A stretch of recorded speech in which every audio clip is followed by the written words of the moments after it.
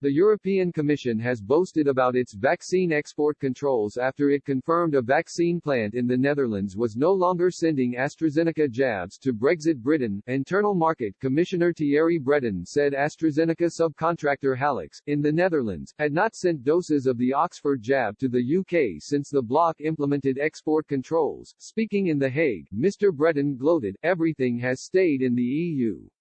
He said the vaccine producers must first deliver what was promised to EU member states. He added he was impressed with the yield from the Dutch producer, which can make between 5 million and 6 million doses a month, with a significant part for the EU. In January, the EU introduced export controls on vaccine exports after it accused AstraZeneca of cutting supplies intended for member states. Since then, the jab producers have had to put official requests to member states before accepting orders from non-EU countries. The move allowed Italy to block a shipment of 250,000 AstraZeneca vaccines to Australia. The bloc's export authorization scheme for vaccines is meant to expire at the end of March, but the European Commission is planning to extend it until June. Extending controls could reignite tensions with countries that rely on shots made in the EU, a senior EU diplomat said. The Commission will propose its extension into June.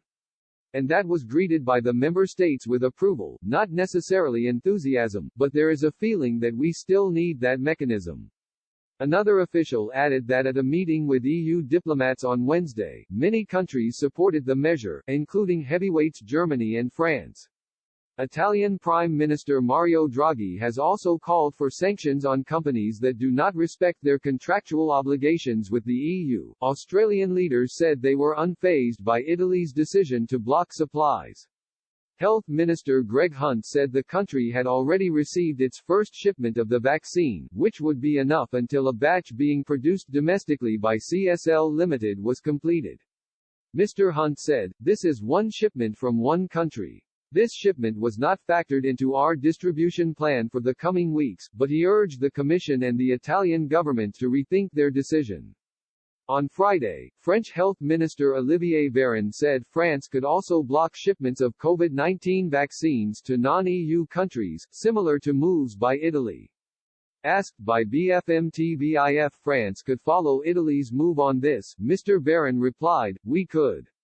Until the decision to block the shipment to Australia, the EU had authorized all requests for export since the scheme's debut on January 30 to February 26, which amounted to 150 requests for millions of shots to 29 countries, including Britain, the United Arab Emirates and Canada.